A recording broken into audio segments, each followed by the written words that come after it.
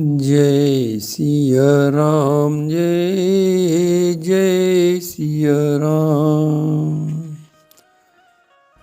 जय सिया राम, जय जय सिया राम, जय सिया राम। भगवान की विशेष कृपा से आप लोगों ने सुंदर कांड में सुना कि विभीषण जी हनुमान जी का परिचय जानना चाहते थे। हनुमान जी ने अपना परिचय न देकर विभीषण जी को राम कथा श्रवण कराई। राम कथा श्रवण करके वक्ता और श्रोता दोनों का शरीर पुलकायमान हो गया, आनंद मग्न हो गए। सत्संग से विभीषण जी को अत्यंत सुख मिला। तब हनुमंत कही सब राम कथा निज नाम। सुनत जुगल तन पुलक मन, मगन सुमिर गुण ग्राम। मगन सुमिर गुण ग्राम।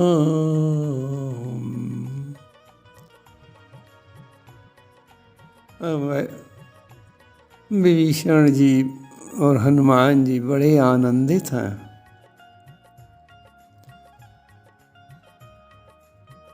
अब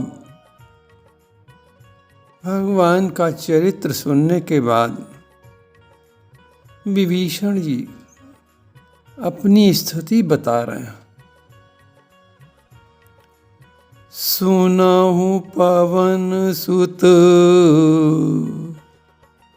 रानी हमारी, सुनहु पवन सुत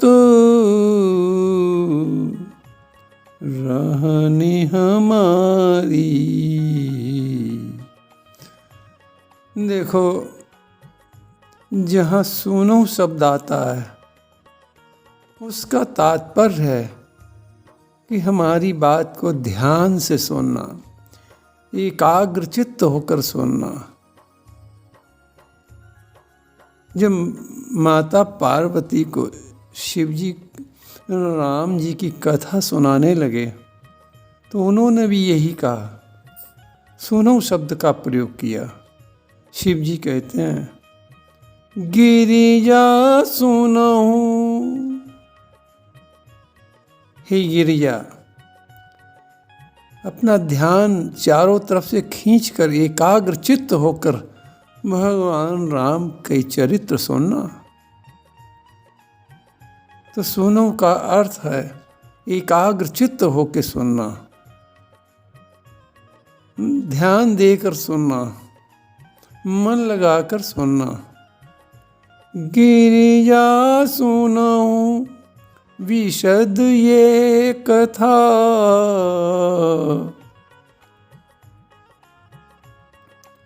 इसी प्रकार विभीषण जी भी अपनी कोई विशेष बात, अपने कुछ दुख भरी बातों को हनुमान जी को बताना चाहते हैं। तो इसलिए कहते हैं, हनुमान जी, हे पवन सुत, आप ध्यान देकर हमारी बात सुने। इसलिए सुनो शब्द तुलसीदास जी लिख रहे हैं। सुनो पवन सुत रानी हमारी,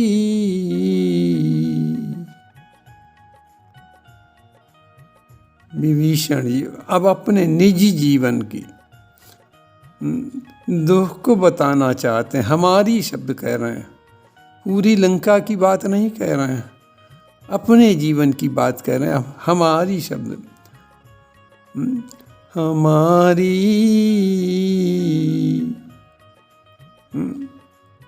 देखो हनुमान जी ने अपना नाम बताया था पवन पुत्र, इसीलिए विभीषण जी ने पवन सुत कहकर अपने मन की बात कहनी चाहिए। तो अपने मन की बात कहते हुए क्या आप संबोधन कर रहे हैं? पवन सुत। इस पवन सुत का तात्पर्य है कि पवन से कोई बात छिपी नहीं रहती, क्योंकि पवन तो सर्वत्र है, हवा तो सर्वत्र है। आप कितने भी कमरे बंद कर लें, लेकिन हवा वहाँ भी प्रवेश कर जाएगी, पवन वहाँ भी प्रवेश कर जाएगा। और फिर पवन तो हमारे प्राणों का आधार है। प्राण वायु पवन से ही तो प्राप्त होती है, तो इसलिए पवन प्राणों का आधार है। तो विभीषण जी पवन सुत कह के बताना चाहते हैं कि हनुमान जी, तुम हमारे भी प्राण के रक्षक हो। इसलिए हमारी बात ध्यान देकर सुनो। सुनहु पवन सुत रानी हमारी। अब अपने कष्ट बताते हैं। जिमि दसनन महु जीव बिचारी,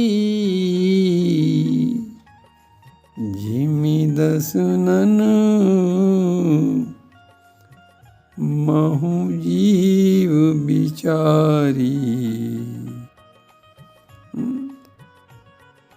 कहते हैं कि हम कुसंग से, जो लंका में कुसंग है, देखो कुसंग किसे कहते हैं? कुसंग का अर्थ है जो भगवान से दूर करने का प्रयास करे, वही कुसंग है। और कुसंग के पास बसकर कोई अपनी कुशलता नहीं रख सकता। रहीमदास जी इस संबंध में कहते हैं कि बस कुसंग चाहत कुशल, ये रहीम जिये सोस। और उदाहरण दे रहे हैं कि महिमा घटी समुद्र की, रावण बसो परोस। तो बस कुसंग चाहत कुशल। अरे कुसंग के पास रहकर कोई अपनी कुशलता चाहे का, ये हो ही नहीं सकता है। तो लंका में रावण का संग नहीं, कुसंग है। तो इसलिए क्या कहते हैं कि इस कुसंग से हमारे परिवार को दुख मिल रहा है। और कैसे दुख मिल रहा है? उदाहरण देते हैं कि जिमि दसनन महु जीव बिचारी।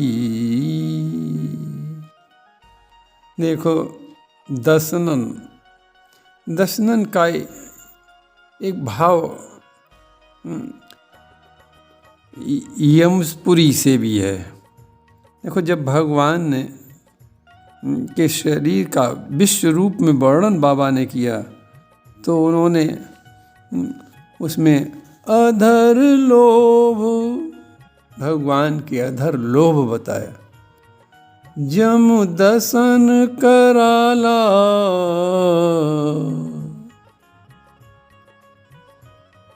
और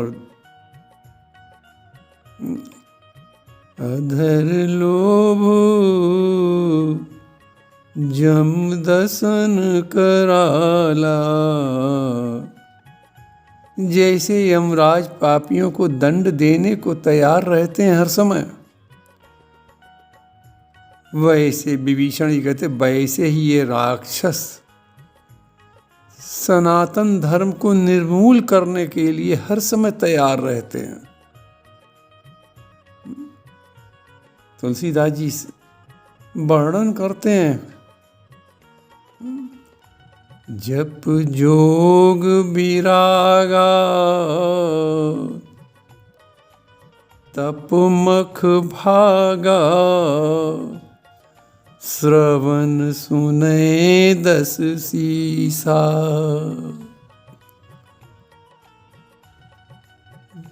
रावण का दशानन का नाम सुनते ही जप जोग विरागा, यानी जप योग वैराग्य तप यज्ञ ये सब भाग जाते हैं। और यही तो धर्म की मूल है। जप योग वैराग्य तप यज्ञ यही तो धर्म के स्रोत हैं। यहाँ से ही तो धर्म प्रारंभ होता है, यहाँ से तो धर्म की रक्षा होती है, इन्हीं से धर्म की रक्षा होती है। लेकिन रावण के राज्य में ये सब भाग जाते हैं, रावण के अत्याचार के कारण सब भाग जाते हैं। जप जोग विरागा तप मख भागा, श्रवण सुने 10 सीसा। तो राक्षस ये धर्म को निर्मूल करने के लिए हर समय कोई न कोई उपद्रव किया करते हैं। और महापुरुषों ने दूसरा भाव दिया दांतों और जीभ का।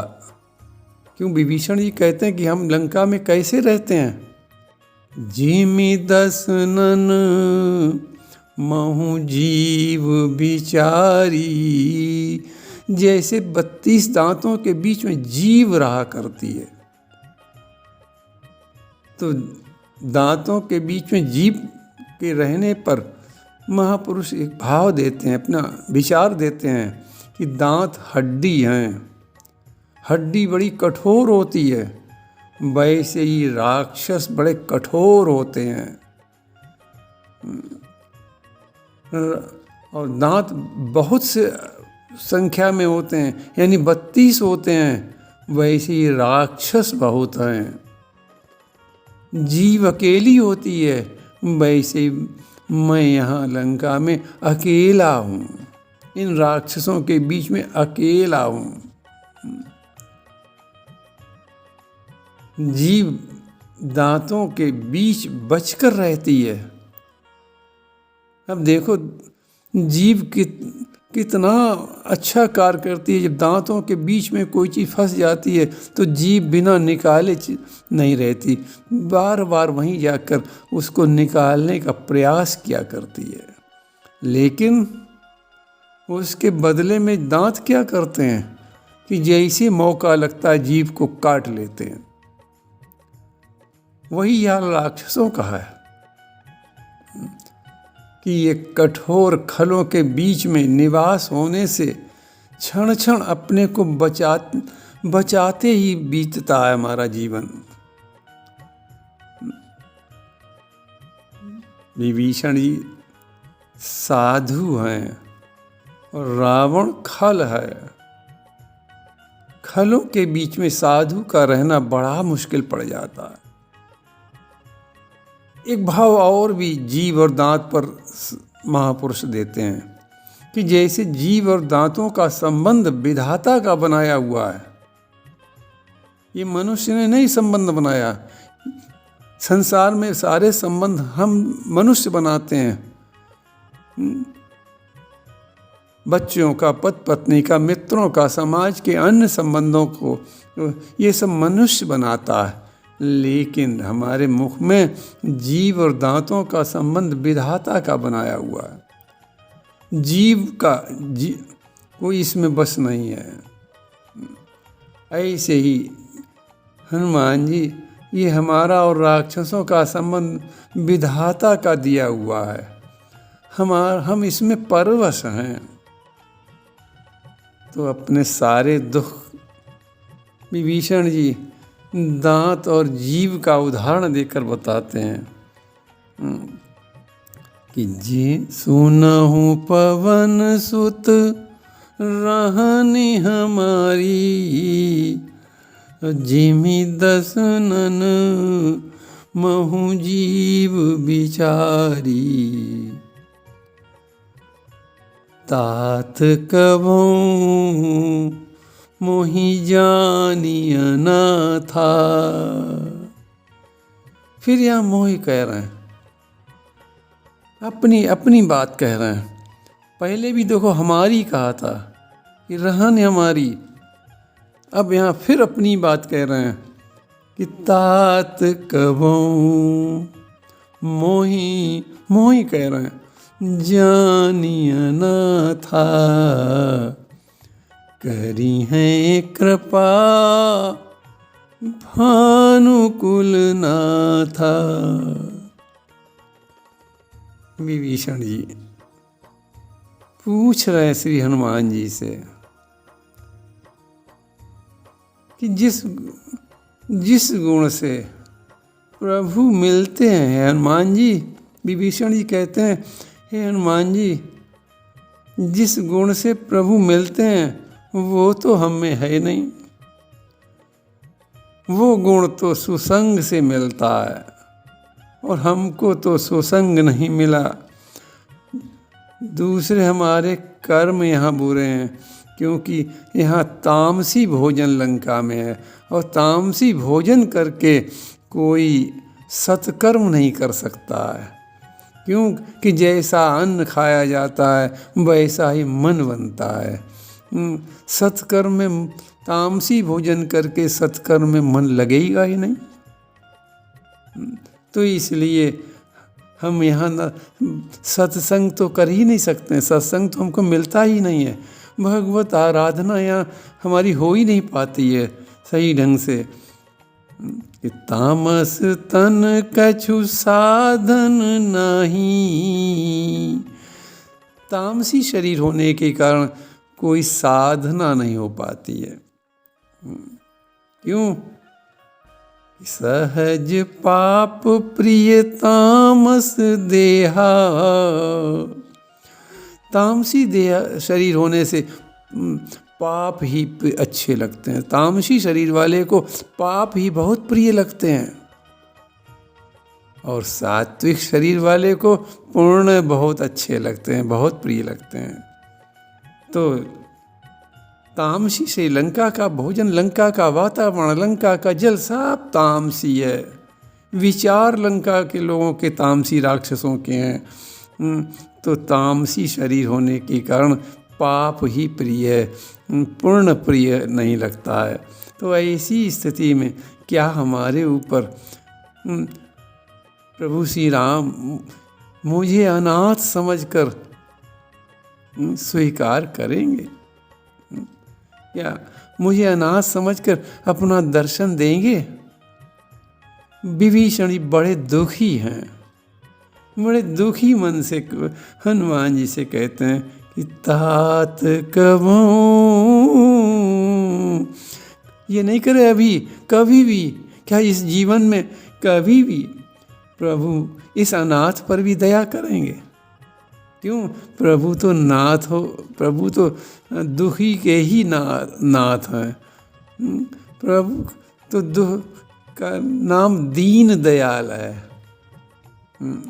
प्रभु हरि हैं, हरि का अर्थ है दुख हरण करने वाले।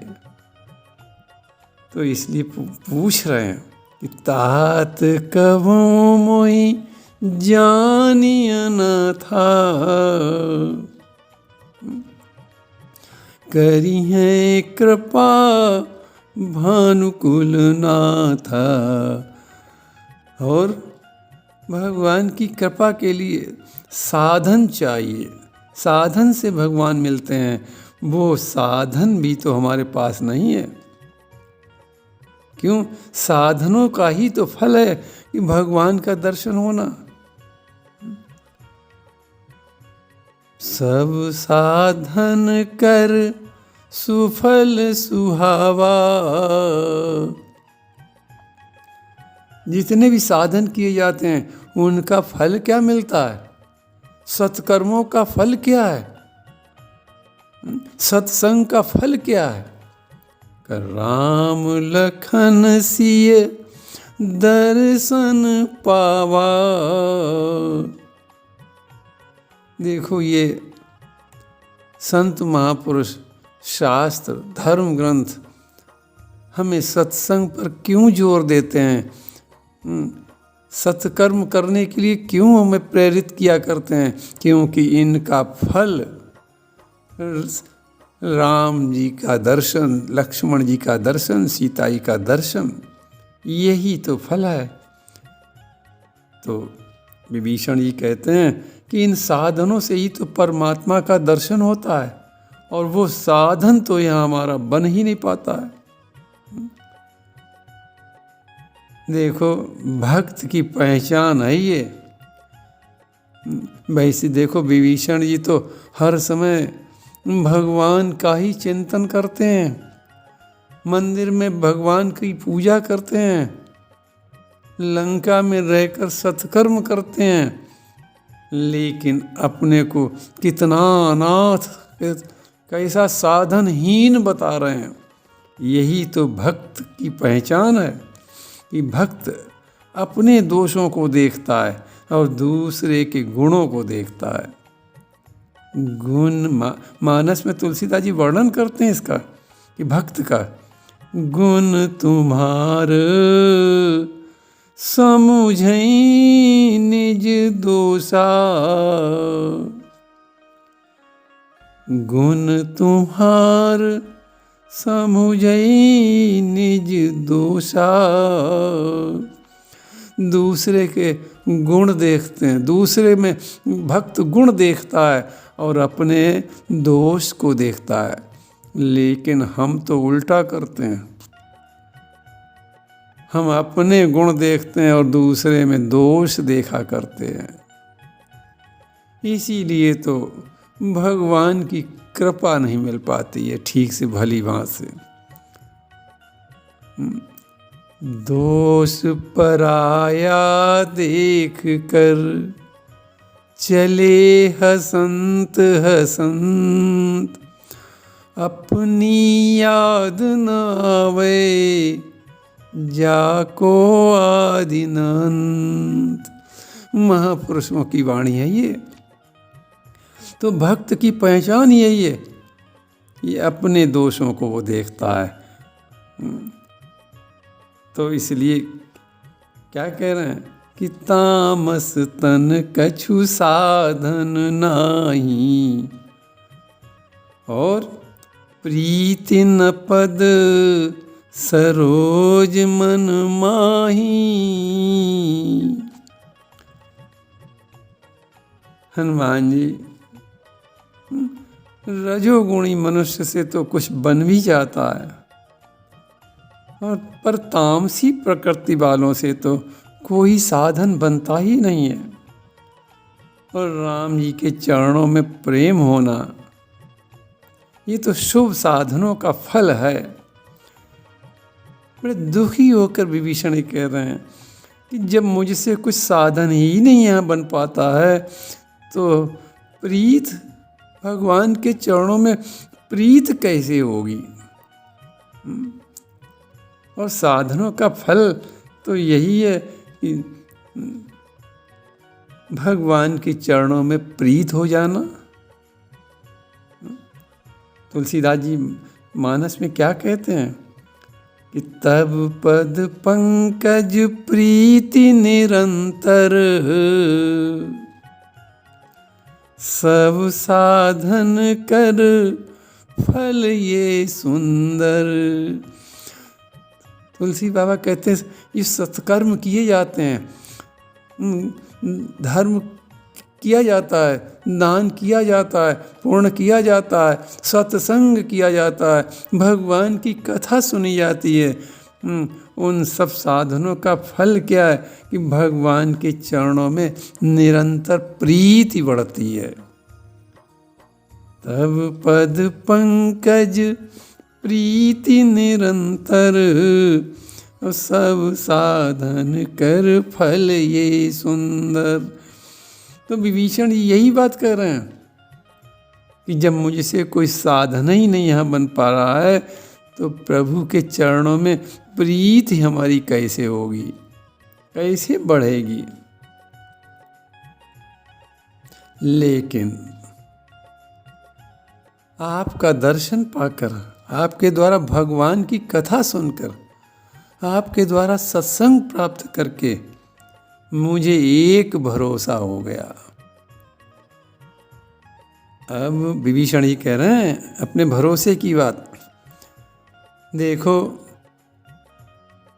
हनुमान जी तो भक्त शिरोमणि, भक्तों में परम भक्त, परम भागवत भक्त हैं, संत हैं, भगवान की कृपा पात्र, भगवान की कृपा पाए हुए हैं, निरंतर भगवान का चिंतन करने वाले हैं। ऐसे हनुमान जी के सत्संग का, दर्शन का कितना फल मिला विभीषण जी को कि एक भरोसा जागृत हो गया। महापुरुषों के मिलने से भरोसा ही तो जागृत होता है। लेकिन हम तो महापुरुषों को भी साधारण पुरुष मानते हैं। तो विभीषण जी यहाँ अपने भरोसे की बात कह रहे हैं कि आपके द्वारा जो सत्संग मिला उससे एक भरोसा हमारे मन में जागा। अब मोहि भा, विभीषण जी कह रहे हैं, अब मोहि भा, बड़े विश्वास के साथ कह रहे हैं भा। अब पहले नहीं था, क्योंकि आपका दर्शन नहीं हुआ था, आपका सत्संग नहीं मिला था। लेकिन अब आपके दर्शन का, आपके द्वारा जो सत्संग मिला, आपके द्वारा जो राम कथा सुनी, उससे अब कह रहे हैं विभीषण जी, अब मोहि भा भरोस हनुमंता। क्या भरोसा मिला कि बिनु हरि कृपा मिलहि नहीं संता, बिनु हरि कृपा मिलहि नहीं संता। देखो जीवन में संत, देखो संत पर एक थोड़ा विचार करें पहले। संत कौन है? संत वेश तो है, इस पहचान के लिए वेश तो है, तिलक माला आदि ये सब वस्त्र जो संत वेश के हैं वो हैं पहचान के लिए। लेकिन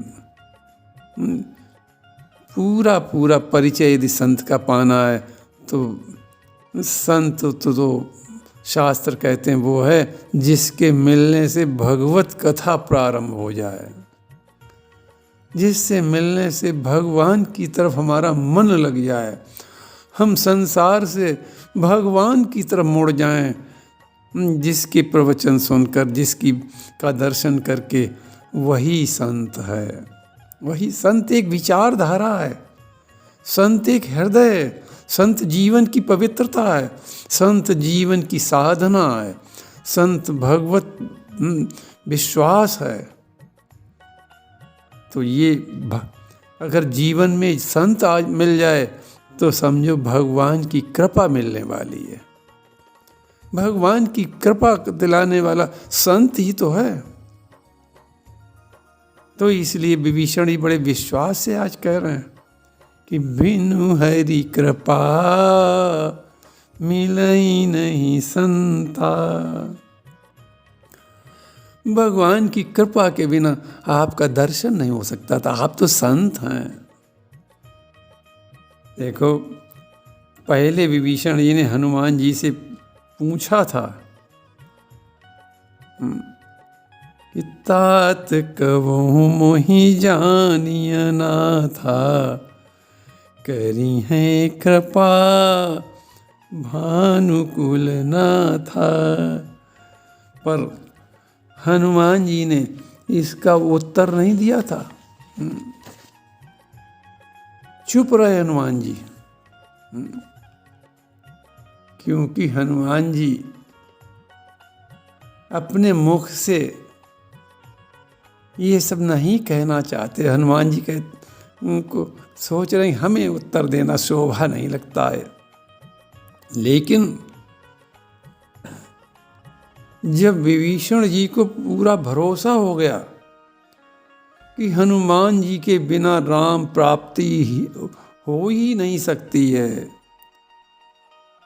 और वास्तव में सही बात है यही कि हनुमान जी की कृपा के बिना राम जी की प्राप्ति नहीं होती है, राम कृपा नहीं मिलती है। क्यों? हनुमान जी हैं कौन? कि राम दुआरे तुम रखवारे। अच्छा, एक लौकिक जगत में देखें, किसी के भवन पर रक्षक बैठा हो, रखवाला बैठा हो, उसकी बिना परमिशन के, उसकी बिना आज्ञा के क्या हम उस भवन में प्रवेश कर सकते हैं? जब संसार में किसी के, मनुष्य के भवन में बिना रखवाले की आज्ञा के प्रवेश नहीं मिलता है, तो भगवान के दरबार में बिना रखवाले के आज्ञा के प्रवेश कैसे मिले? भगवान के दरबार के रखवाला कौन है? राम दुआरे तुम रखवारे। हनुमान जी रखवाले हैं। राम जी के दरबार के बाहर हनुमान जी बैठे रहते हैं, राम राम करते रहते हैं, तो बिना उनकी आज्ञा के कोई व्यक्ति अंदर नहीं जा सकता है। तो इसलिए विभीषण जी को अब पूरा भरोसा हो गया कि हनुमान जी की बिना कृपा के राम जी की प्राप्ति नहीं हो सकती है। देखो, चाहे हम ईश्वर को ब्रह्मांड भर में भी खोज डालें, वो तब भी नहीं हमको मिलेगा। और जब प्रभु कृपा करते हैं तो संत को घर बैठे ही भेज दिया करते हैं। संत विशुद्ध मिलहि परिते ही। तुलसी बाबा कहते हैं कि संत कब मिलता है जीवन में? संत विशुद्ध मिलहि परिते ही, चित वहीं राम कृपा करिजेहि। जब राम जी कृपा करते हैं तो संत जीवन में आता है। हनुमान जी के मुख से विभीषण जी ने जब कथा सुनी थी तभी जान लिया था कि ये रामदूत हैं। तो इसलिए विभीषण जी क्या कहते हैं कि जो रघुवीर अनुग्रह कीना, तो तुम मोहि दरस हठ दीना। अब आज का प्रसंग यहीं विश्राम होता है। श्री राम जय राम, जय जय राम।